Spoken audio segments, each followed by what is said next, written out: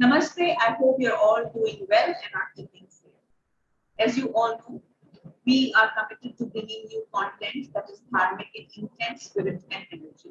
Our aim is to keep the torch of Sanatan Dharma blazing high and proud. America and India, two of the world's largest and some say greatest democracies.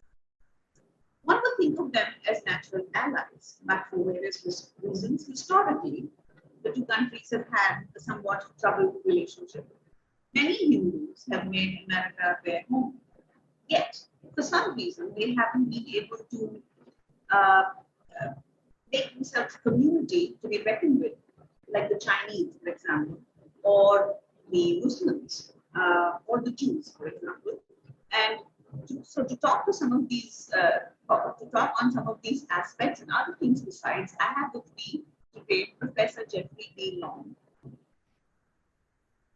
Professor Long is the Carl W. Ziegler Professor of Religion, Philosophy, and Asian Studies at Elizabethtown College in Pennsylvania, where he has taught since receiving his doctoral degree from the University of Chicago Divinity School in the year 2000.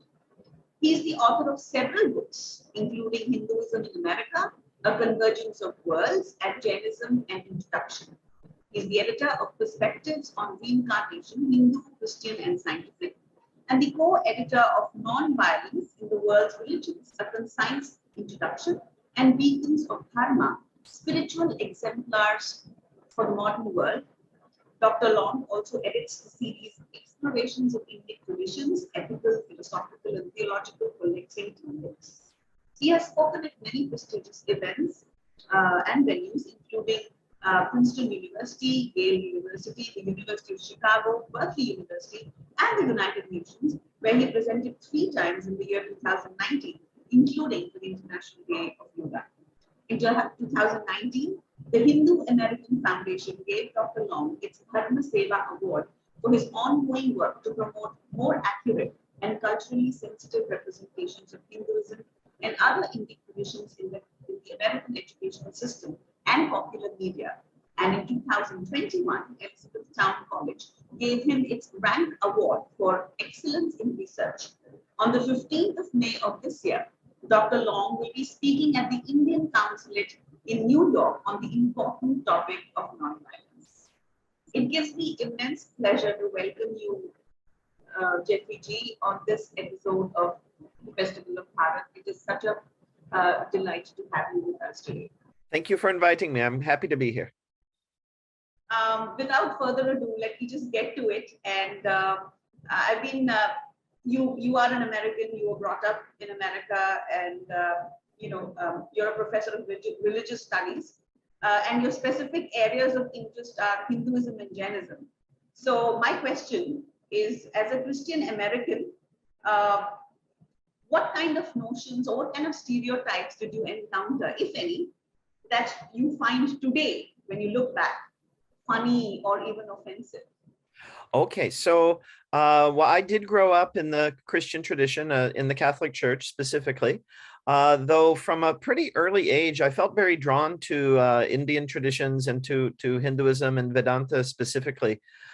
So when I was growing up, I did hear some of the stereotypes that we sometimes see of both of India and of Hindu traditions.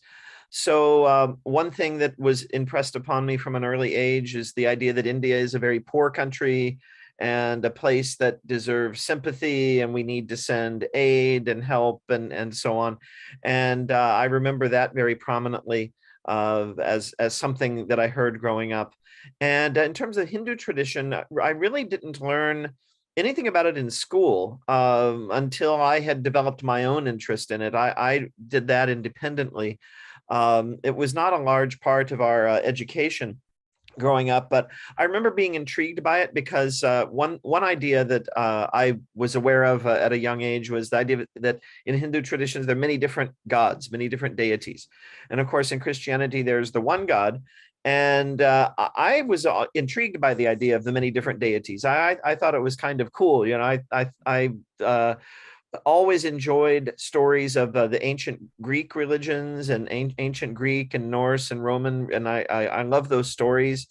And so I was intrigued by the idea that, in the West, that is depicted as something of the past, that there used to be people who believed in lots of gods, and now we just have the one God. And with the Hinduism, I thought, oh, there are people who still believe that. And I was really intrigued by that. So from my perspective, it was an intriguing, fascinating thing. It was not something that I saw at all in a negative light. And then I developed my own interest in it. My father passed away when I was young, and I started thinking a lot about the afterlife and what happens after we die, what's the purpose of suffering, all these sort of big philosophical questions. And while I was growing up in the Catholic tradition, and I would say I was pretty devout, but I was also very independent minded. My parents were very independent minded people. They always encouraged me to ask questions. They always encouraged me to read a lot. And so I didn't feel bound by any one particular idea of you must believe this or else. I saw that around me. I grew up in a fairly conservative small town in Missouri, in the American Midwest. And especially my friends who were growing up in non-Catholic homes, in evangelical Christian homes, a lot of their parents were very, very strict and very conservative about what they should watch on television, what they should do. I was allowed to do anything I wanted, and so I ended up pursuing my interest in Hinduism. And so when I finally was taught about it in high school, I found I was actually correcting the teacher sometimes because the textbook was not very good, and I had read a lot more by then. And then the teacher only knew what was in the textbook. And finally, she, in frustration, she said, "Why don't you just talk about this in class one day?" So I did. I gave a little talk. That was my first foray, I suppose, into my field of teaching people about these things. So I would explain, like what's being said in the book isn't really quite right, and there are a lot of things, like they were presenting things from the 19th century as though they were happening today. They were talking about things like sati and so on. And exactly.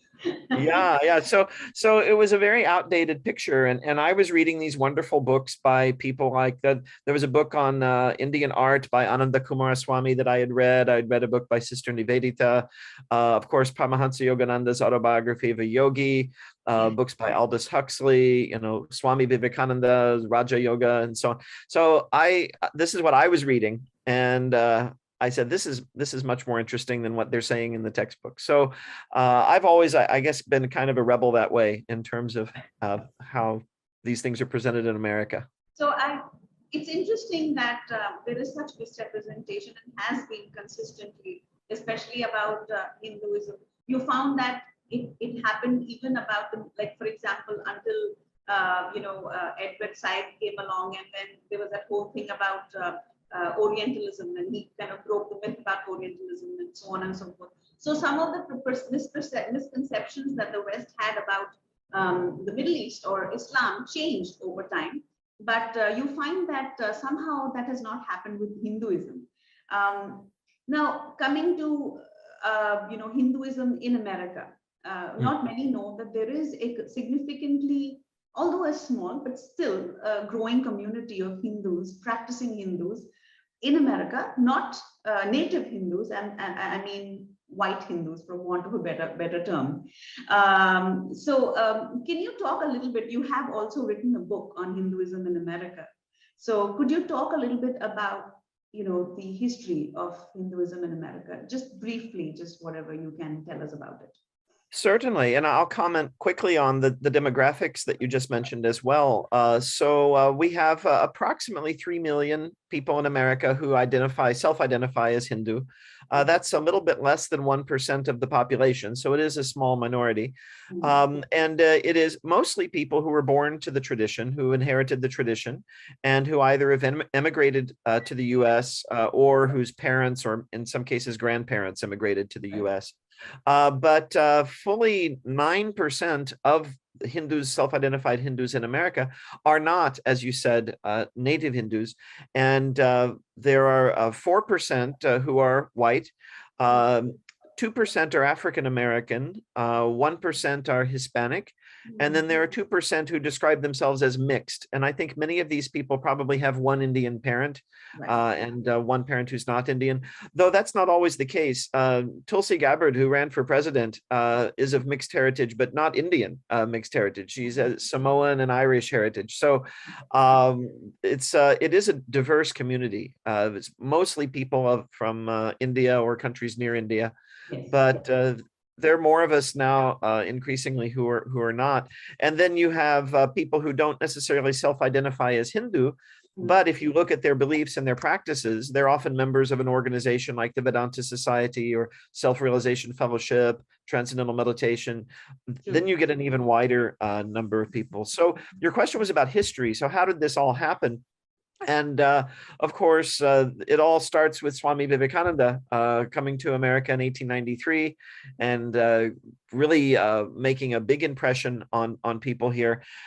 In fact, there is a prehistory. Even before Swami Vivekananda, there were people who were reading about and inspired by Hindu traditions. So you have people like the Transcendentalists, the Theosophical Society. I just gave an online talk for the Theosophical Society yesterday, in fact. So they paved the way for the positive reception that Swami Vivekananda got from a segment of Americans. And so then throughout the early 20th century, more Hindu teachers started coming to the West. The next big name is Paramahansa Yogananda in 1920. But then in 1924, because of a combination of religious bigotry and racism, a law was passed called the Asian Exclusion Act, and immigration from India, China, Japan, this was greatly curtailed. So you don't get any big teachers coming from India for 40 years. There's a big gap. Then in 1965, after the civil rights legislation was passed in 64 because of Martin Luther King's activism, Martin Luther King, of course, influenced by Mahatma Gandhi. So you have an Indic connection there as well. Yeah. So then in 65, the Asian Exclusion Act was lifted. And then you've gotten ever larger waves of immigration from India from the late 60s to the present, including spiritual teachers. So A.C. Bhaktivedanta Swami Prabhupada, founder of ISKCON, comes in late 65 and starts his organization. Maharishi Mahesh Yogi, Swami Muktananda, many, many more come. And of course, that coincides with the American counterculture in the 60s, where a lot of people were, rebels like me, sort of questioning the values of the larger society, and many were finding an alternative in Hinduism. Were you part of that movement in the so-called I'm a bit young. I'm a bit young for that. I was born in 1969. Yeah. But I would say I was born during the period of I grew up during the reverberations of that period. Yes, I grew up in the 70s. And so some people say the 60s really started in 1963 when Kennedy was assassinated, and they didn't end until 1974. So in that sense, I grew up in that period. And so I've always admired the music of that period. And in fact, that was part of my story of feeling drawn to Hinduism, because listening to the music of the Beatles and George Harrison and how drawn they were to all of this. And I've heard the two surviving Beatles, Paul McCartney and Ringo Starr, they both still practice meditation today and use their mantra that they got from the Maharishi. So that's but still... also there was a period of disenchantment too. I read about that too, about people's disenchantment with the whole apparently they left the ashram in a bit of a huff or something of the sort. Yeah, there was a rumor, it later turned out to be false, but there was a rumor that went around about the Maharishi, and Paul McCartney and Ringo Starr had already left. They kind of lost interest at that point. I think they've returned to it later in life. And John Lennon confronted the Maharishi about it, and the Maharishi was mystified. Said, "No, what are you talking about?" And John Lennon had the idea that the Maharishi should be able to read their minds and know what they were thinking. And he said, "No, I don't know what you're thinking." And so he became disenchanted. Okay, so you're not that great after all. Exactly. And George Harrison stuck with it. He was the most serious about it, and he stuck with it throughout his life. Interesting. I'm surprised you didn't mention Rajneesh and Osho. Osho, Rajneesh. Oh yeah, another very important teacher. That's right. Yeah. In fact, there are probably quite a few I neglected to mention because they're fairly large. There are so many. And yes, he was another very important one. Absolutely. Hmm. My next question is kind of related to this, but a little bit tangential. Is there are so many in popular media, popular culture, and even in India, we have also been, especially my generation and the younger ones have been fed on American popular culture. We listen to the songs, we watch the movies, and we love them. However, there are so many cliches about Hinduism in the American pop culture. Um, I mean, you Americans are a little irreverent when it comes to about everything, so that's fine. But we find that one finds that, or at least is in my observation, that when it comes to Hinduism, the cliches are very, very jarring. And like right from the time of, say, Indiana Jones to whatever's out recently, I don't know, but the cliches are very jarring. And for example, you find that there is some amount of acceptance, like I mentioned earlier, with say the Islamic culture, or some you can see that there's a certain earnestness to want to understand, or even the representations. For example, if you see a Chinese woman or a Middle Eastern woman, she's presented as alluring or attractive. The moment you present an Indian woman, she's always a drab, plain, or very, very conservative, or somebody who is the representations are very, very not very flattering. So what have you got to say about that? That's one. And secondly, why hasn't Hinduism made a name for itself in America, or a place for itself, a niche for itself, like Islam has a bunch of loyalists, or like the Buddhists have a firm base? So two questions here. Very, very, very good questions. And I could talk for an hour about either of them. In terms of the negative stereotypes and representations, I blame at least some portion of that on simple ignorance, right? That India has not, and I think this is unfortunate, and I think it's starting to change, but it has not loomed large in American foreign policy, right? You see very few news stories, even today, about India. And when you do see news stories about India, they're either peculiar stories, like a man was eaten by a tiger or something like that, or someone set Guinness Book of World Records by doing something unusual in India. That seems to be a popular story, or it's connecting India with something else. So, okay, what does India think about Russia invading Ukraine? It's like not India on its own, but India in relation to something that Americans are more interested in, right? So I think it's been to the detriment of the U.S. and India through the decades. But yes, India just, in fact, sometimes I think of it almost in terms of geographic proximity. India is on the exact opposite side of the earth from the U.S., and it's similarly far away, I think, in people's minds and imaginations. So people just don't know much about India. I find, because I teach, and I always ask students on the first day of class, what do you know already about India or Hinduism? And it's either a few stereotype things that they got from their high school education, or just nothing at all. They say, I know nothing about it. And you very rarely, you'll get someone, maybe who has an Indian friend. Oh yes, I have an Indian friend, and I went to their house, and the food is wonderful. It's usually the curry. Yeah, exactly. Yeah, they'll if they've met people or know something, then they have a little more positive impression. But otherwise, no, it's nothing. It's all stereotypes. And I do think part of that is because India has not loomed large in the American imagination in the same way that Japan has, for example. Of course, you have the Second World War, and of course, anything from Europe, right, is always, you get a lot of excitement and interest about that. So with India, yeah, people think about poverty and they get kind of depressed and they don't want to talk about it, right? So there is that. And then I would say on more of that's just ignorance. On the darker side, I would say there is actually real prejudice too. And I think some of it is racism. But some of it is religious bigotry, right? That this tradition is very different from Christianity, which is the mainstream here. And then even among people who are more secular, who are not religious, they seem to have absorbed in their minds a kind of developmental idea about religion that because of the many deities and so on, that the Hindu tradition somehow inhabits an earlier phase of evolution, right? It's seen as backward and so on. So you mentioned the contrast with Islam. Of course, there are a lot of people in America who have a very negative view of Islam. But then because of that negativity and that backlash, there have been then other people who want to kind of come to the rescue and say, no, we shouldn't discriminate against people, of course, which is right. And I think there's more of a tendency to see an affinity with Islam because it's another Abrahamic tradition, right? The basic worldview is not that different from Christianity. One God, one lifetime, day of judgment. It's very reasonable. Yeah, exactly. And so I've had people. I know once I spoke at a conference in India, and someone asked me very earnestly. I talked a little bit about my life and my journey. And someone was troubled by the fact that I didn't talk about Islam. They said, why didn't you feel drawn to Islam? And I have nothing against Islam. I studied it as I was on my sort of starting my journey and reading many things.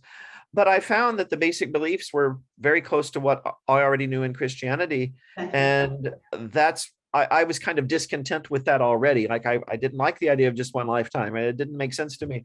So I thought, well, this is kind of what I already know. So, I respect it. I've learned about it. I find it interesting. But what drew me was, traditions like Hinduism, Buddhism. Now, you mentioned Buddhism. Buddhism has fared much better in the public imagination. Yeah. Exactly. And I think this has to do with, interestingly, an internal conversation within Christianity. We have the Catholic and Protestant traditions, and the dominant tradition among those who were studying Buddhism in the 19th and early 20th centuries, they were more Protestant. And then some of them were more sort of secular, moving away from religion altogether. And within that discourse, it's the Catholic Church that is seen as backward and benighted and medieval and so on. And so in the research about India, a lot of European realities got projected onto India, and Hinduism kind of became the Catholicism of India, and the Buddha more rituals, priests, images, and this. So the Buddha becomes kind of like a Martin Luther figure. Yeah, yeah, exactly. Whereas, like if you look at Tibetan Buddhism, it's as ritualistic as any Hindu school of thought.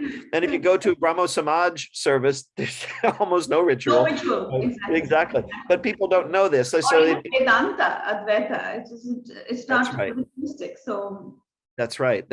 So Buddhism was successfully presented as something as very humanistic and rational and non-ritualistic. So everything people didn't like about Catholicism got projected onto the Hindu tradition. So that's in a nutshell, I think, what happened there. Yeah. Very interesting. Because I've always wondered, why is Buddhism so popular? What makes it? I think it's also because people see of it as very clean, very spare, it's very sparse. Very so anything that doesn't have too many, and I mean, I lived in America for 2 years, so I noticed that Americans have a penchant for anything that is clean, clear. It doesn't have not too much happening there, and that I think that confuses them. So I don't know, that's just an observation. Well, you're right. And it's all based on stereotypes, right? So like a lot of people love Japan. My wife teaches Japan. She's from India, but is a scholar of Japan. Okay. We go frequently to Japan and India are both like second homes for us. And that's the funny thing. My wife knows my interests very well. So the first time she took me to Japan, we went to a monastery, a place called Mount Koya. It's the home of the Shingon sect. It's the tantric sect of Buddhism in Japan. And it's just like being in a Hindu temple. There's so many, murtis, and they have rituals. They have all these mudras that they do and so on. Very complex. It's very, very much like the way people think of Hinduism in the West.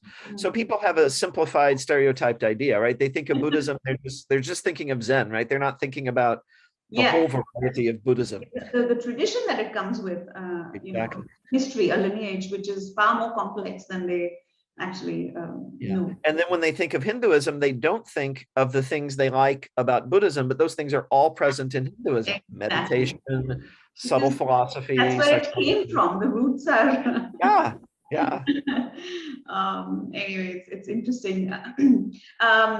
again, another tag-on question is, I mean, these are related questions. Recently, there was a controversy. I don't know how much it is being talked about in the US, but an American professor, I forget her name, Amy Wax, apparently, called India a shithole. Of course, everybody's entitled to their opinion. But this kind of raised quite a few hackles here, hackles here in India. And a lot of people have been talking about it. And so my question is, it's on the one hand, there is misinformation, there is stereotyping, all that is very well. But what brings on this negativity? Why this negativity, like say from somebody like her, or for example, you've had people like state heads like Nixon who made some very uncharitable comments about Indians and Indian women and so on and so forth. Where do you think that comes from? Do you think so? Right, and this is again, you have bigotry, you have racism, also the old colonial superiority complex is still very present in many people's minds in the West and in America in particular.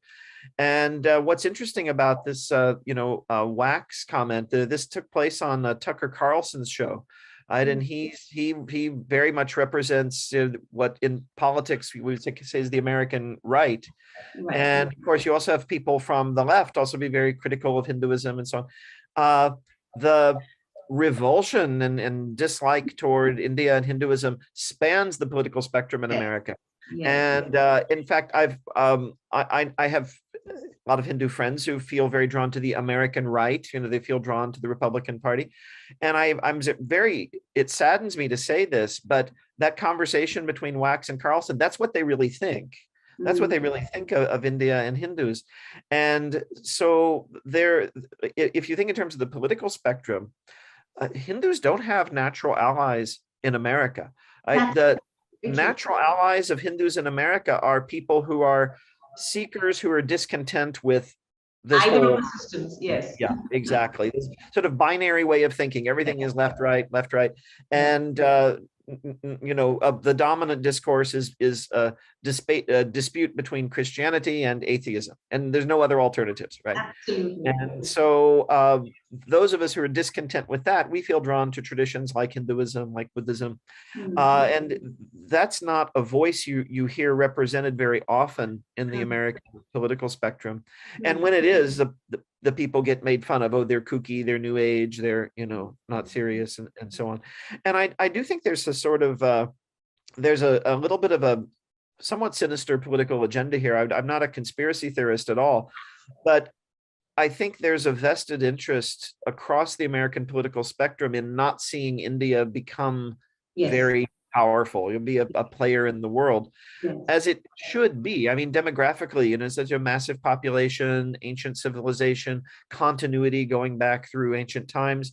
It should be a major voice in world events. And I think there's this kind of neo-colonial attempt to hold it back.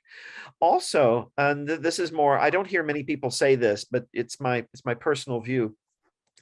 And maybe this is my bias because of the particular kind of journey that I went through in life. But I find that the Hindu tradition offers so many very compelling, rational answers to so many of life's problems and concerns that I think in many ways it shows the bankruptcy of some of the ideologies that have been more dominant in the West. And I think when people start to get a genuine sense of how truly profound it is, sometimes they feel very threatened. And so one way to respond to that is just with ridicule and denial and discredit. Exactly. It happens at individual level and it happens at the macro level as well. That's been my understanding too. You must have read Rajiv Malhotra's Being Different. Have you? I did. Yeah, that was a while back, but yes. Quite some time back. But I think he was the first one to bell the cat sort of on this issue, talking about, he's based out of the US. And he kind of talked about how India has always been, kind of like it's there, it's this huge country, they can't wish it away. At the same time, they don't want to give it the due place it deserves. So, and there's always this need to. So, my next question is about that. Recently, our Minister for External Affairs, Jaishankar, who's making waves now in India, for having ticked off the US, having said categorically or in no uncertain terms that what we do in India is basically our business, and US has no place really, moral authority to comment on the alleged human rights violations in India, which they have been doing for quite a while. I mean, there was Obama who said something, and then constantly this very preachy tone to Right. Indians about the minorities being violations against human rights violations against the minorities. This is interesting because it's America never seems to take the same tone with, say, Pakistan. What about the disappearing Hindu populations in Bangladesh and Pakistan? And what about the genocide of Kashmiri Brahmins in Kashmir?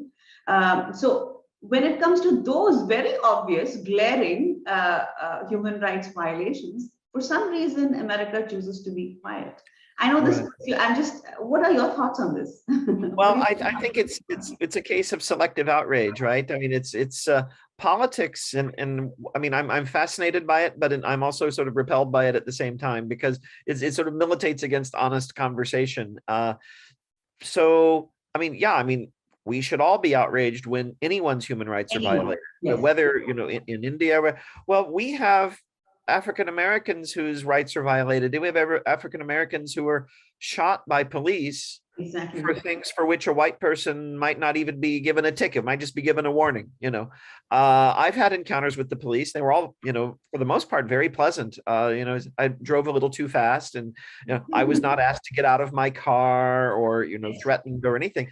But you hear about sort of routine traffic violations can be fatal for many African Americans, and it doesn't matter what class of society you're from. I've African American friends who are middle class or even fairly affluent, and they feel as endangered when they're out on the street as any person, right? So when we have human rights violations happening in America, it doesn't put us in a good position to then tell the rest of the world, how it should behave.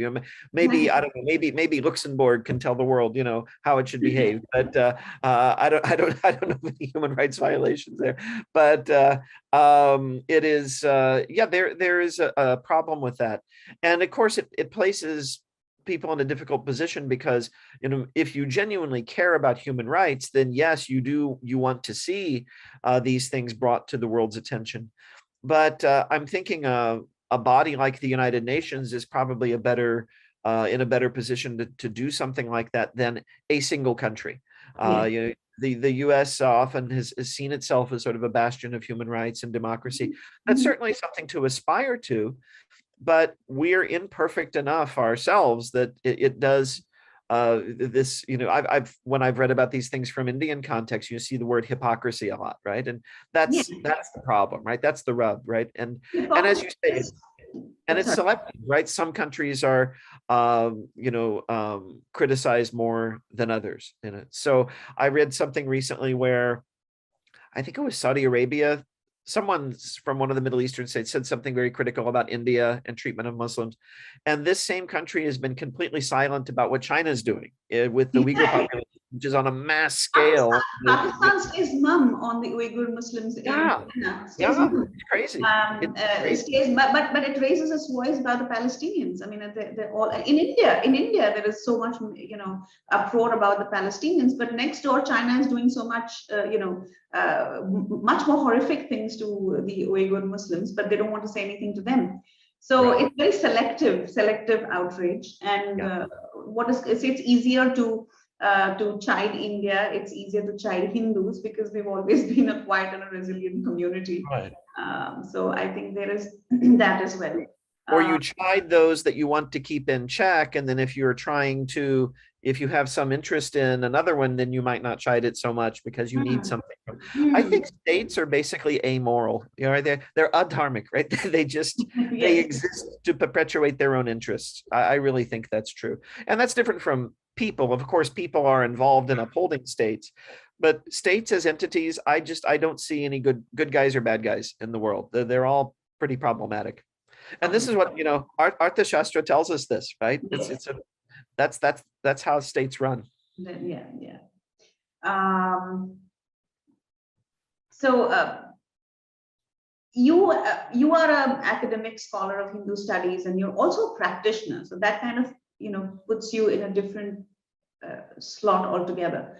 While there are American scholars who are Indologists, quote unquote, I won't name them, but there have been several, sort of very unpleasant episodes in the past where, you find that these Indologists or scholars of Indian texts, Indian treatises, they call themselves Indologists, have often misinterpreted our texts or, twisted them around to suit their agenda.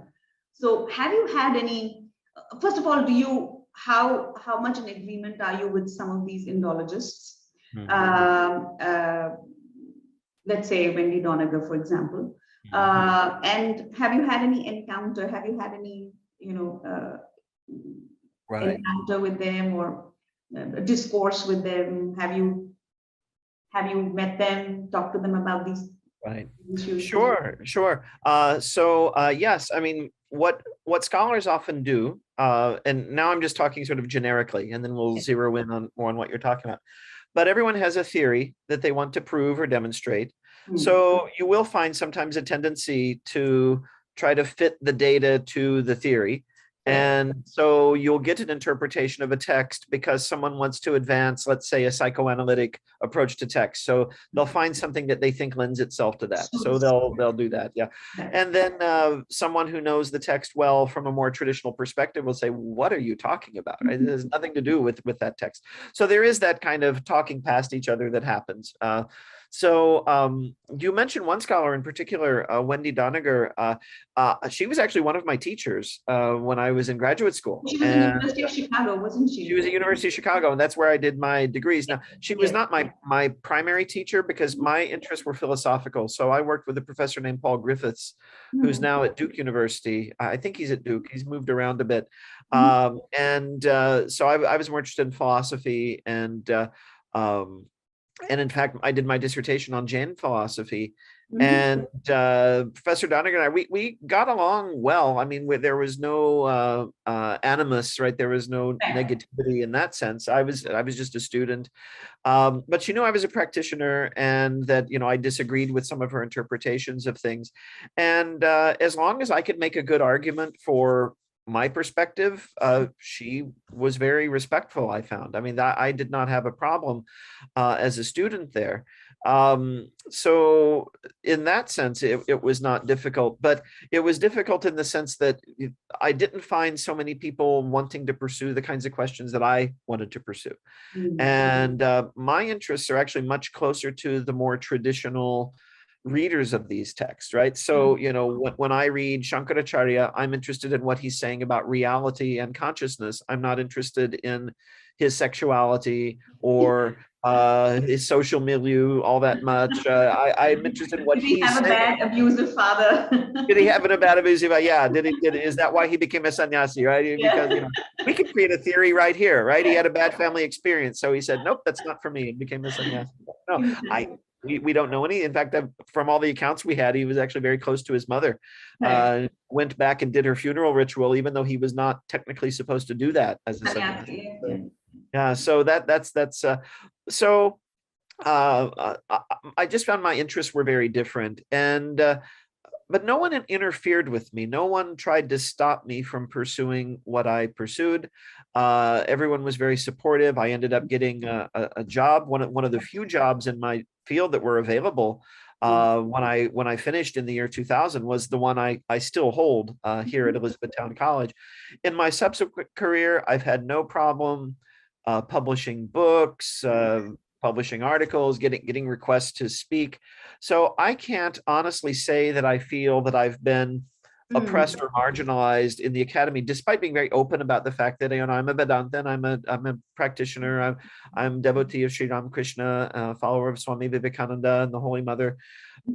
no one seems to be bothered by that. The only time I had a very unpleasant experience was, so I was given I was very honored to receive an award from the Hindu American Foundation in 2018 Yes. for work I've done on trying to improve things like these textbook representations and so on.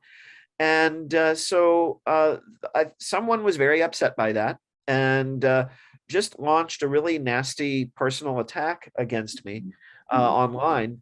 Mm. And within the context in which that happened, within that chat group, that person was actually censured, right? They were told, you can't do this. Mm. And I tried to show restraint, right? I didn't reply back because the rules of the group are you're not supposed to get into a fight, there on Right. the group. So I wrote to the person privately and sort of point by point said, well, you said this about me. This isn't true. You said this about me, but that's only half true. Here's the whole story. No reply, right? I don't think the person was interested in a conversation. I think they're No, not at all. Yeah. making a point by doing this big splashy, thing. Yes. And I've never heard anything from them since, and that's fine with me. Mm. But it didn't hurt my career. And in fact, a lot of people wrote to me with great sympathy and support. It's like, oh my goodness, are you okay? And I wasn't okay because the timing was very poor. This person launched this attack against me the same week that my uncle passed away of Alzheimer's disease. And a very dear elderly friend of ours in our local Indian community had also passed away. And so I was already having a very unpleasant week. And then this happened, right? So it was like, okay, that was the week for my bad karma to come to fruition, right? So that was very unpleasant. But I'd have to say that I have not had a bad time in the academy. Now, it could be that there were opportunities I did not receive because of that, Yeah. Okay. but I'm not aware of them. Like, I don't know, maybe I could be teaching at Harvard now if I had taken a different path in life, but I don't necessarily think so. I have no evidence for anything like that. So my experience has not been bad. I know people who've talked about having very bad experiences. Mm. And I think this is often the case if you're at certain universities where this sort of way of thinking is prevalent, then I think you're expected to conform to that. Mhm. But I am the only person in my field at my small college where I teach, so I'm total academic freedom. Do you know any other Americans like yourself, such as yourself, who are academics or also Hindu practitioners and are avowedly so, openly so? Oh, quite a few. I can name names because these people are also very public about Professor Ramdas Lam in the University of Hawaii. He's a sadhu, actually. Ramdas Lam. Ramdas Lam, yeah, his last name's Lam, Lamb, and he's very open. There are several professors. I know people who are affiliated to the Vaishnava tradition. Professor Graham Schweig is one, for example.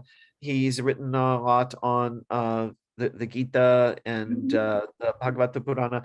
And then a very prominent scholar who is also a practitioner, or at least he's been a practitioner. I don't know much about his personal life, but he's someone whose work I admire greatly. Professor Edwin Bryant. Edward Bryant, names like Edwin Bryant, yeah, he's written on the Yoga Sutra and also on Bhagavata as well. So he's had me give guest talks in his classes a couple of times. I'm someone I really respect a lot, and there are more as well. And then I also know more people that I won't name because while they're very devout and serious about their sadhana, they don't talk about it publicly. They're not in the public space. Right. Yeah, not in the public space. And I don't know, some cases that might be for career considerations, but in many cases it might just be they feeling, well, this is my private thing and I don't want to talk about it. And you have to respect that too. Yeah. And then I also know people who are maybe don't define themselves as Hindu or connect with a particular sampradaya or particular tradition, but they're just very, sympathetic, right? They got into this field because they love the material. And so what I find is the people who tend to write things that are a little more controversial, I find that's not really not the majority of people in the field. People are really just trying to do good scholarly work, and their paradigms and their theories may not be what a practitioner would necessarily agree with or appreciate, but they're not out to harm. They're not out to harm, right? They're not out to harm or to provoke. And I think now there is a, like you said, in America, the sort of culture of irreverence, there are people who write to provoke. And I think that's a style, right? That's there. It's not one I particularly share, because that's not my relationship with the community or the material.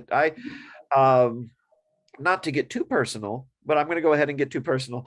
I was in such a state of mourning after the death of my father that, for me, like reading the Gita for the first time, for example, I would say it saved my life. I mean, it would have been very easy for me to spiral into a very depressed state after I didn't tell the whole story. A lot of really terrible things happened with my father that resulted in his death. You could use this time to tell us a little bit about the journey. Well, I'll tell you a little bit. The people find the story upsetting. I mean, just the extent of his physical injuries were so great that it was really he for almost 2 years he lived in a state of just absolute misery. And it was hard. It was hard to watch someone you love go through that. Someone who'd always been very strong, and the father is always like the pillar of the family, and so on. So it was devastating. So I credit Vedanta and Hinduism, and then the broader things I've learned from the Jain tradition, the Buddhist tradition, with whatever mental health I have today. Of course, people are quite happy to question that if they want to, but. I feel I'm very grateful for the life I have. I met someone who's also who's from the tradition. Yes. My wife, her father was very much into Ramakrishna, Vivekananda, and so on. It's a Bengali family, and so I mean I've met such wonderful people, and I've found the community so warm and welcoming that this is not a group of people I want to provoke, right? These are people I want to thank, actually. So but not everyone's the same, and I respect the right of scholars to write whatever they think is appropriate. But part of what we do in the academy too is you have to be prepared for critique. You have to be prepared for people to reply to you and say, well, I don't agree with what you said. You need to defend what you said. That's the way I was taught in the academy. You have to be prepared to defend everything you say and to cite sources and so on. So I'm all for a good, scholarly back and forth. Absolutely. Intellectual rigor is one thing, but to have an agenda like why, I mean, there is of course Wendy Doniger, but then there is also the case of Audrey Truschke. I don't know if you. Trish, I don't know if I'm pronouncing her name correctly. I'm not sure. Yeah. I know who you mean. Yeah. She's the one who wrote the book on Aurangzeb, and he traveled to India, and then there was this huge. I think she was giving a talk somewhere, and there was this open, sort of almost a very acrimonious exchange that she had with one of the students over there. So anyway, I mean, as long as, like you rightly said, intellectual rigor is one thing, and if you're questioning something and you have proof, you have the work, the body of work to back it up, and authentic sources to back it up, then nobody objects. But if it's going to be an agenda to discredit a system, a knowledge system, or a faith system, or whatever you want to call it, then that becomes problematic. So I think so, because I wrote a piece in 2017 for Festival of Bharat. It's one of the Ramakrishna Mission's journals in India. And on the topic of the one word, not everyone likes this word, but the term Hindu phobia, right? Yes. And so there is, like you say, there's honest argument where like someone can say, okay, I don't agree with this aspect of Hinduism. Okay, it's like, well, then why? And then get into the discussion. Yes. But what you'll often have is there's a style of argumentation. And it goes back to there's an interpretive approach to text. It's called the hermeneutics of suspicion. Right? This is a term, and it's not itself a bad thing. It's basically the idea that there are things going on in a text that even the author may not be aware of. And so psychoanalysis falls into that category. Marxist analysis falls into that category, right? What are the unexamined assumptions about economy, race, politics, gender, and so on that are in a text? That's I think, all well and good. As a style of argumentation, though, what often will happen is people have taken that approach, and rather than actually address what you have said, they'll ascribe political motives to you. It's like, oh, well, you're just saying that because you're in party X, or you're part of this movement. And in philosophy, we call that the genetic fallacy, right? It means that it's saying that your statement is false because of who you are, or because of why, whatever is motivating you to say it. But that's not correct. Like if I say the sky is blue, and someone says, oh, well, you're just saying that because you're from Pennsylvania. Yeah, you live in Pennsylvania. And say, well, yeah, but look, like it's actually blue. Look, right? So I find that I'm a little old-fashioned this way. Like I actually, believe in reason and argument and evidence, and I think that's the playing field we should play on. It's fashionable in some, there are schools of thought in the academy that sort of sidestep that and say, this is because you're a white male, or this is because you're Hindu, or this, or whatever it might be. And I just personally don't find that form of argumentation very persuasive. It's kind of a gotcha game, right? We exposed your hidden assumptions. I try to bring all my assumptions. I said, I'm assuming this, and that. I mean, I really make an effort to be as open. This is why I have been open about my practice. I could also just be very private and, do my sadhana and not bring it into the public conversation. But I want people to know why I'm saying what I'm saying. And then no one thinks they have to dig and uncover, why. Like, here it is. When you're teaching in class, I mean, typically what kind of students come to your class? And do they question some of the things you teach them? Do you have, say, Christian or Islamic Muslim students? And what is their reception of what you teach them? Okay, no, very good question. The college where I teach, the students are not very diverse. So I will occasionally have a Muslim student or a Hindu student or a Buddhist student, but that's fairly rare. And those are almost always international students who've come here to study. Most of my students are white and Christian, and they typically take my courses because they're in the general education area, what's called the core. We don't have a religious studies major at our college, or a philosophy major. We have a minor in religious studies, minor in philosophy, minor in Asian studies, and I teach in all three. So this is something that students who are in another discipline will take to sort of as an elective. An elective. And no offense to their majors, but I've had students tell me, oh, my course is their sanity course, right? They've been doing, maybe math and science all day, or they've been doing business all day, and now they get to talk about something different, right? So I've had I'm very grateful to say I've had a lot of positive reception to my courses. My courses tend to be full. A lot of students take them, but it's only a few students who will go on and take, several courses and do maybe a minor in my field. But almost always when I ask them on the first day of class, what do you know about these traditions, and why did you take the course? They'll say, I wanted to learn something different. Right? This is something that is not a big focus in most American schools. So they're curious about it. They want to know more. And very often I find, even if they took the course because they had to fulfill this general education requirement, when they start reading about Vedanta and Buddhism and these things, they love it. I mean, they really find a lot of it very compelling and very interesting. And I find there's a very positive response to it. So, but yeah, my average student is pursuing a major in business or psychology or biology or occupational therapy, or some other field, and they're doing my class to out of curiosity, maybe. Out of curiosity, and they need to fulfill a requirement. They need to take X number of credits. So, but I'm very grateful for how well my courses have been received. I actually had the opportunity in 2012 I was actually offered a job at a larger institution. And I ended up deciding to stay here, and I'm really glad that I did, because the students are very very curious and very grateful to know about something different. And in terms of these larger issues you're talking about, I feel like I'm sending out however many people. In fact, it's funny. I did the math recently because I had to do this for some other related project, but I was calculating how many students I've actually taught through the years. And it's a couple of thousand, right? It's amazing how it adds up over the years. Yes, yes. And It's a significant contribution, Jeffrey. well, so I feel that if, even a few people like it, that's a tiny drop in the bucket in American society. But of course, I'm not the only person teaching these things and teaching in a positive way.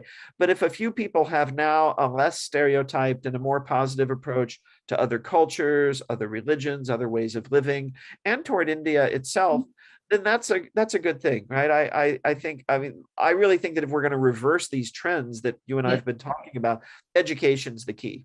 Yes, very true. Very, very true. What about your practice? You teach Jainism, you teach Hinduism, but within the Hindu fold, which is your sampradaya, or which marg do you follow? Is it the karma, bhakti, or jnana? You do speak of Vedanta, so Sure. Yeah, very much in the Jnana mold. My guru is very much in the Jnana mold. I'm a member of the Vedanta Society, what in India is called the Ramakrishna Mission. So I was very drawn to this particular tradition for a long time. And then my wife and I met our guru at a conference. There were a number of swamis from the Ramakrishna order there, and we felt very drawn to him. He is the head of the Ramakrishna Vedanta Society in Boston, and he also serves as a Hindu students chaplain at both Harvard and MIT. He's a brilliant Swami. He's written some books, writing from primarily from an Advaita Vedanta perspective. But in the Ramakrishna tradition, what you find is, Swami Vivekananda taught that all four yogas are paths to liberation. So there's a place for bhakti, for meditation, for karma yoga. It's very big. And so I see aspects of all of those in my life, but people have kept telling me throughout my life that I'm a jnana yogi. So I finally just gave up and said, okay, I'm a jnana yogi, because I think that describes my practice and my disposition the best. I once said to someone, said, oh, you're a jnana yogi. And I said, well, I really believe in all of the yogas, affirming all the yogas. And then they said, that's just what a jnana yogi would say. So I gave up. That's what. Yeah, I tend to think in terms of Advaita. I would say that they're different. There's a kind of a spectrum within Advaita as well. You have people who say the world is just pure illusion, give it up. Brahman is the only reality, right? Brahma Satya, Jagat Mithya. My view is I tend to see the world as the manifestation or expression of Brahman. I think that it's beautiful, and it's not something that we need to feel negatively toward. But yes, it's not the ultimate reality. All the beauty, all the good, all the joy we experience in life is just a small portion of that infinite, just a speck of that infinite Brahman, that infinite ocean of being. So, and that gives me deep reassurance in life. I found as long as I've thought this way, that on the fundamental level, nothing can really harm or destroy you, because you are the infinite, right? This is what Swami Vivekananda said. And I just, kind of tying back to the rest of our conversation, for me, that's the essence of what India is teaching. And I can't see why anyone would want to have a problem with that. Have a problem with that. Yeah. It keeps me sane and grounded. So I'm sticking with it. You lived in India too for a while. And what was that experience like? And I always have a tag question. Are you familiar with what's happening in India today in terms of how the dharma, the Sanatan Dharma, the Hinduism as a for want of a better word, faith or tradition or civilization is at a threat. There's a kind of, there are many forces which are, especially since, 2014, since we've had this dispensation that's been in power. So there's a lot of ugliness. There's a lot of misrepresentation. There's false narratives being set up to somehow pull it down. And I don't just mean politically. I mean also what we've been talking about all along. This animus towards Hinduism, and somehow ensuring that it doesn't stay in a position of power. So I know I'm talking about a lot of things here, but then there's communism, there's a left wing, there is evangelical Christianity, there is Islamic fundamentalism. And then of course there are nonchalant, indifferent Hindus too. We call them Hindus. We call them Hindus in name only. Right. There you go. Right. So what have you got to say about that? One, your experience in India, and two, about this.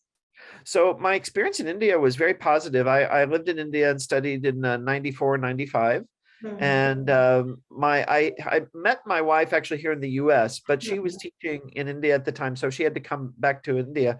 So I basically followed her. I was still a student of University of Chicago, but it was expected that I would spend some time studying in India. So I went to India and we got married in India, had a Hindu wedding, everything. That's when I actually formally joined the Hindu tradition, was at that point. It was, like I said, I found so much warmth and welcome from people. I enjoyed that. There were things I did not enjoy. I found that this is much less today. When I go to India today, no one even notices or bothers with me, right? But in the mid-90s, having my color skin, everyone was like staring at me. And, it was very... It was a very uncomfortable feeling. I thought like anything I did, somebody was watching me. I couldn't, scratch my nose because someone was, watching me, And so I had to kind of get used to that a little bit. And there was some adaptation. And again, a lot of this has improved in India, but at that time, like electricity would go off for a couple of hours at a time, often at the hottest part of the day. We had running water for 2 hours in the morning and 2 hours at night, and that was it. Which part of India was this? In Delhi, yeah. The capital of the country. Capital of the country. So I had to fill a big bucket of water every morning, so there'd be water throughout the day, and then you would refill it at night. And I'm sure, like many people listening from India, will be familiar with that. But for me, that was just part of adapting, to life in a different country. And people were very kind and very warm and friendly, and also very curious. Though I also found that Indians had stereotypes of Americans, just as Americans have stereotypes of Indians. So everyone thought that I must, like drink and smoke and all that. Wild life. I have a wild life. I have the most, and I say this in a positive way, I have the most boring life, right? I don't do any of those things. I'm very, not like that. But, people would make these assumptions sometimes. And that was, I was a lot younger then, so it made me very uncomfortable. Now I would just laugh and say, no. But at that time, that was, I felt that was strange. And then since then, we've gone back many, many times. My wife's family's in Delhi, so we will visit there. Gone to Calcutta too. Of course, I've been invited by the Ramakrishna Mission to speak a couple of times. In terms of Indian politics, like I said, this is true of America and India. I'm intrigued by it and repelled by it at the same time. I think it's important to be aware of it, but I don't like to get involved in it myself. Like I said, no one's really your friend. There was this joke they say that Harry Truman told about politics. He said, in Washington, D.C., if you want a friend, get a dog, right? So that no one's your friend. So what I found fascinating about Indian politics when I first came to India was the multiple parties, right? The US, we have these two parties, and they're both very problematic, in my opinion, in different ways. I think one of them is worse than the other, but I don't think either of them is particularly good. In India, you get dozens of parties, and so and like our gods. And so then to have power, you have to have coalitions, and then sometimes very strange coalitions, right? So you would have parties that on paper would appear to be ideologically opposed, but they would form a coalition. They come together, They come together because they didn't like the other guy, right? So that would happen. And then of course, when Narendra Modi won in 2014, I mean, it was such a huge wave. Yes. That it was, they didn't even need a coalition particularly. I mean, I don't think we still. The one party that's not happened in the longest time in Indian politics. Right. What I think threatens a lot of people, makes them uncomfortable. Right. So, because this is political, I want to be very measured in what I say. So I'll put it this way. My view about, sort of the dominant, the ruling party, many critical things have been said about it. I think there are things to criticize. At the same time, some of the more strident criticisms, particularly like coming from outside of India, right, coming from Americans, neglect to bear in mind the fact that this was a massive election. This was the largest election in human history. Yes. And by most accounts, it was a normal election, right? It was not extensively, corrupt or rigged or anything like that. And so if we measure in the field of political science, right, if you measure the legitimacy of a government by the democratic participation of the people, then this is a very legitimate government, right? It's a bona fide government. So when people say, they're Nazis and things like that, yeah. I find that's very fascist is the word that's yeah. And I find that counterproductive. And there may be individuals who are, right. I mean, there are extremists in India, and there are extremists in the Hindu community, like there are in every community. And I do think that kind of thing needs to be pointed out. At the same time, as you say, there are people who they disagree with the current government, and I think that's perfectly fine. But rhetorically, then often what gets said ends up being attack on not just the government, but on Hinduism as a whole. And for me, that's where I would really want to draw the line. That's the problem, is that to say that oh, I don't like the current government, therefore, and then say all kinds of horrible things about Hindus generally, I think that's appalling, and it's counterproductive to whatever good they think they're doing by saying that. They've completely discredited themselves by participating in that rhetoric. And there are a lot of really nasty, violent, anti-Hindu memes that go around on social media, and a lot of it taps into that old 19th century discourse that exactly. wasn't even accurate in the 19th century, and it's even less so now. And so I suppose if my my plea, I would say, in terms of Indian politics, much as for American politics, is could everyone just calm down and settle down, like the really harsh rhetoric and the intensity. And what I find is that it's actually going the opposite direction. My last few visits to India, so for the last 20 years or so, American news, American television has become very loud and bombastic and partisan. And then a few years ago, when I was in India, I first started noticing this in 2013. Turn on the news, and there would be a news channel, and they'd have 10 people, not 2 people, 10 people, all shouting at each other. Which one you're talking about? I'm not going to say. Yeah. They're all shouting at each other at the same time. You can't hear anybody. And I just, it's like, the India has taken this really very bad American approach to news and amplified it even more. Yeah, made it even worse, because we're bigger, we're larger, we're more. Exactly. And the bigger, so you need more of that. But I'm opposed to any form of extremism. I'm opposed to any attack on a community or a person just because of who they are. Yeah. And I'm what I call an old-fashioned liberal, because I think that should be obvious to everyone. And but it doesn't seem to be, right? Everyone's very suspicious of each other. They think everyone's trying to commit genocide, and that can't possibly be true, or else there would be even more violence in India than what we see. And when I go to India, of course, maybe I go to privileged places, I don't know, but I've not observed extensive violence or attacks on people. I mean, I know it happens in America too. Exactly. It's wrong, whoever does it, right? It shouldn't be done by anyone, and we shouldn't be selective in our outrage. Any attack on a person, on human rights, it's all wrong, and it's all illegal too, right? I mean, if the laws are enforced, then people who attack others, they're brought to justice. So I think that, like I was saying about the academic discourse, Governments should be open to criticism. I think people can criticize the government of India all they want. I just think everyone from all sides rhetorically need to be responsible, right, about what we say. And that's sadly what's missing, because there's so much at stake here. I mean, everybody wants things to be. I think every sane, rational person, truly liberal. I mean, a liberal. The word liberal is so abused in India today, yes, but it a is. truly liberal person would want that. Unfortunately, that's not the reality, because you find that the moment there is something that you do not agree with, you don't want it to be there. You don't, and you'll do everything in your power, hook or by crook, to somehow Yeah. pull it down. So that's what we're facing in India today, and that's I mean, maybe unfortunate reality.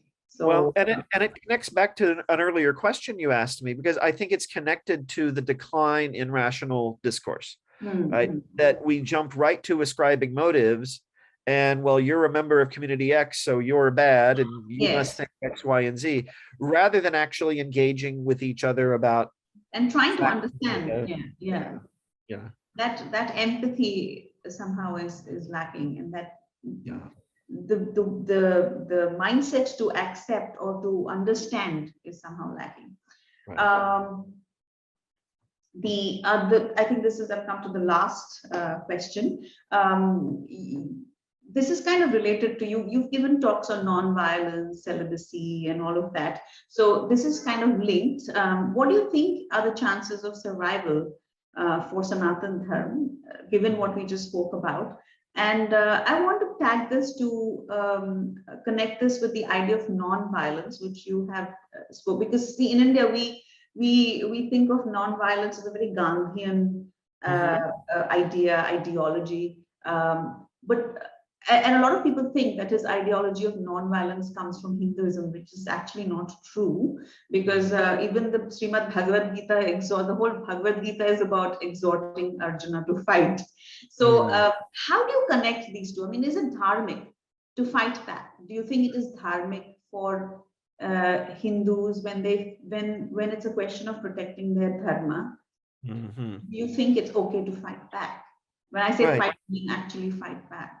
No Actually hate. fight, right, in a physical sense. So if you look at the Bhagavad Gita, and you look at texts like the Arthashastra, and the Mahabharata as a whole, what you find is that, well, okay, let me back up a little bit.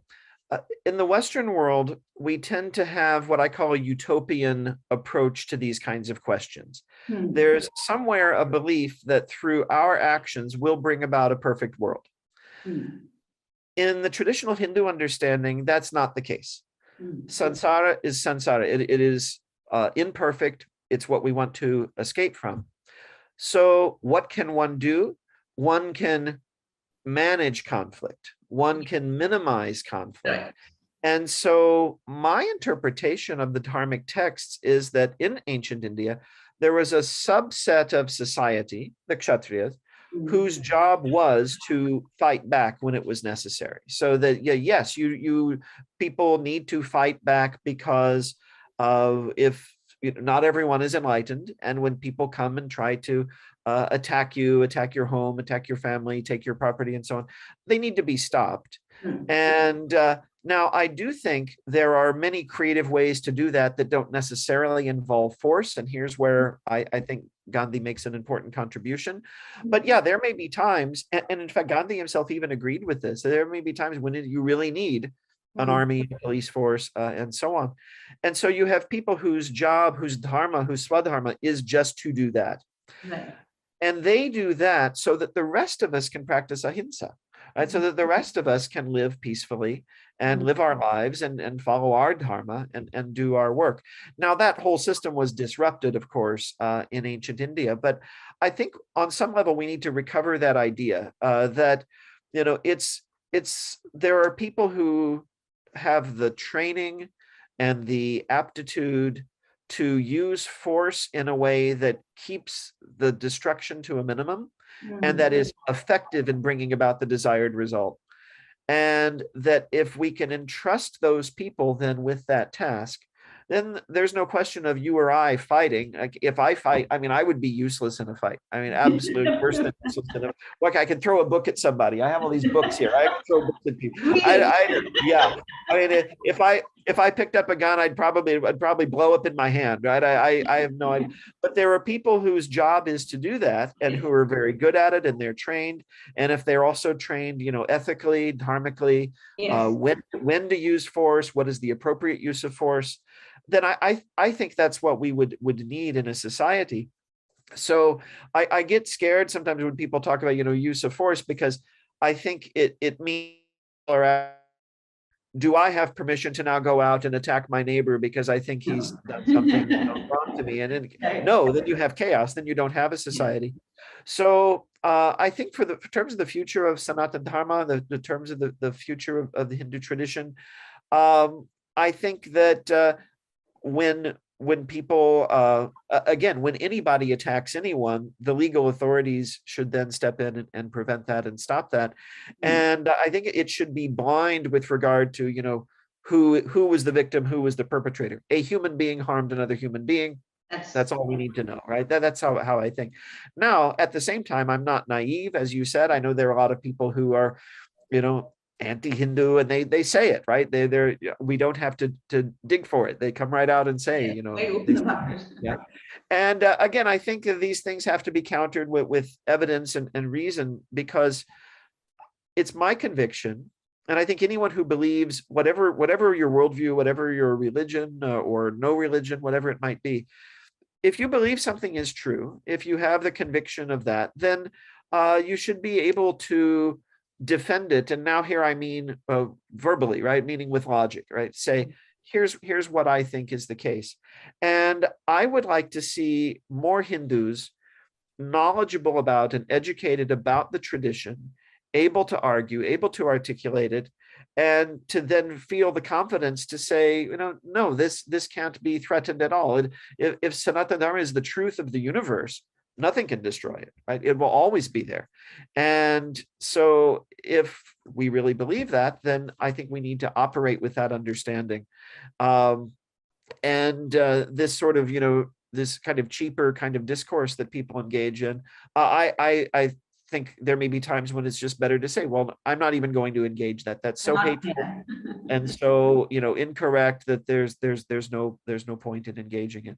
And then where someone is making an argument, you respond. You say, well, this is actually not correct, right? So I have a hopefully not naive hope that there's a fairly large body of human beings who are not strongly decided about a lot of these things. They might have certain tendencies or certain ideas, but they are persuadable by a good argument, presented well by someone who is, not screaming and shouting at them or resorting to obscenities and things of that sort, but who's speaking from a position of living those values that they're defending.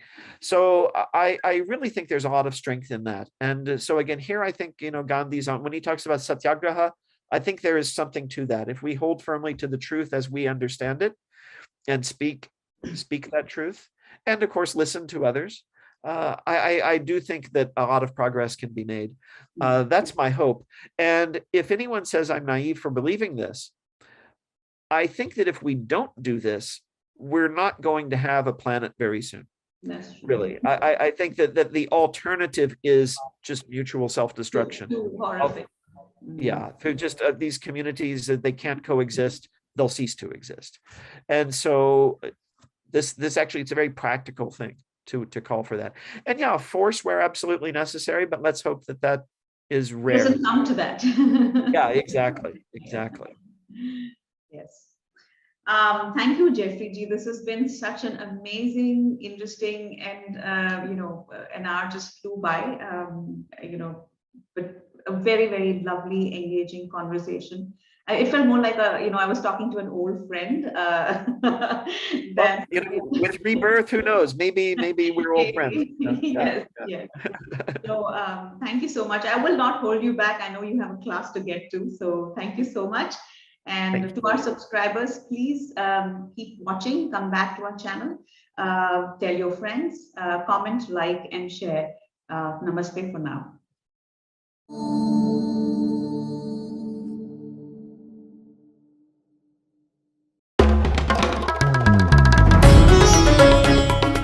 Namaste. We hope you enjoyed this Chitti Media content.